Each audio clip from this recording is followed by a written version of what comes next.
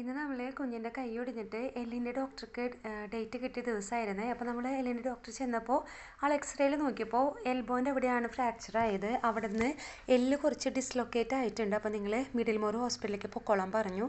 അപ്പോൾ നമ്മളിവിടെ വന്നപ്പോൾ കൊച്ചിൻ്റെ എക്സ്റേ എടുത്തതിന് ശേഷം അവർ നമുക്ക് കൈമ ടാഗ് കെട്ടി തന്നു. അപ്പോൾ തന്നെ എനിക്ക് ചെറിയൊരു സ്മെല്ല് ഉണ്ടായി. കാരണം സർജറിക്ക് ആണോ എന്നുള്ളത്. നമ്മൾ എന്നിട്ട് പ്ലേ ഏരിയയിലാണ് കേട്ടോ അവരിരുത്തിയത്.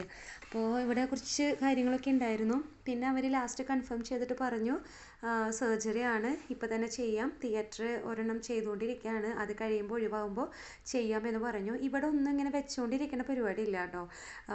നമ്മൾ എന്ത് പരിക്ക് പറ്റിയിട്ടാണ് ചെന്നതെന്നുണ്ടെങ്കിലും അപ്പോൾ സർജറിക്കുള്ളതാണെന്നുണ്ടെങ്കിൽ അപ്പം തന്നെ അവർ സർജറിക്കുള്ള കാര്യങ്ങളൊക്കെ ചെയ്യും. അല്ലാതെ ടെസ്റ്റൊക്കെ കഴിഞ്ഞ് നാളെ വായോ മറ്റന്നാൾ വായോ അങ്ങനത്തെ പരിപാടിയൊന്നും ഇല്ല. നമ്മുടെ കൊച്ചിൻ്റെ കൈ ഒടിഞ്ഞത് ഒരാഴ്ച മുന്നേ ആയിരുന്നു. പിന്നെ ഡോക്ടർക്ക് അപ്പോയിൻമെൻറ്റ്, സ്പെഷ്യലൈസ്ഡ് ചെയ്ത ഡോക്ടർക്ക് അപ്പോയിൻമെൻറ്റ് കിട്ടിയ ദിവസമായിരുന്നു നമ്മൾ മിഡിൽ മോറിലേക്ക് വന്നത് കേട്ടോ. അപ്പോൾ ആ പോകുന്ന പുള്ളിക്കാരൻ ഡോക്ടർ തന്നെയാണ്.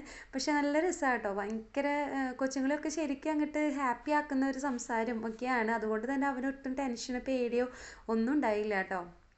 നമ്മളെ തിയേറ്ററിൻ്റെ ഉള്ളിലേക്ക് കൊണ്ടുപോകുന്നതാണ്. ഇവിടെ ഡോക്ടേഴ്സും നഴ്സുമാരും ഒക്കെ നമ്മുടെ അടുത്തേക്ക് വന്നിട്ടാണ് നമ്മൾ കൊണ്ടുപോകുന്നതും കാര്യങ്ങളൊക്കെ അന്വേഷിക്കുന്നതും ഒക്കെ.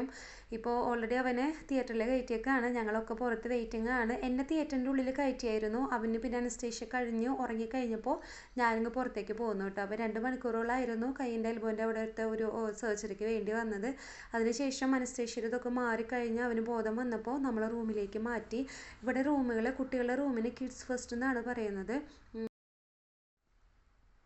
പിന്നെ ഇവിടെ ഓപ്പറേഷൻ കഴിഞ്ഞിട്ട് നമുക്കൊരു ഐസ് തരും കേട്ടോ, പോപ്സ് ഐസിൽസ്. അത് അവർക്ക് കൊടുക്കണം, നിർബന്ധമാണ്. ലെമനേഡിൻ്റെ ടേസ്റ്റാണ്. പിന്നെ ഇവർക്ക് കഴിക്കാനുള്ള ഭക്ഷണം എല്ലാം ഇവിടുന്ന് ഹോസ്പിറ്റലിൽ നിന്ന് തരിക. ഇവിടെ സാൻഡ്വിച്ച്, അതേമാതിരി മോമോസ്, അങ്ങനത്തെ സാധനങ്ങളൊക്കെയാണ് കേട്ടോ മെയിനായിട്ട് കിട്ടിയിരുന്നത്. പിന്നെ നമ്മൾ ഇതിനൊന്നിനും പൈസ കൊടുക്കണ്ട. കുട്ടിയുടെ സർജറിക്കോ റൂമിനോ ഒന്നിനും പൈസ കൊടുക്കണ്ട കേട്ടോ.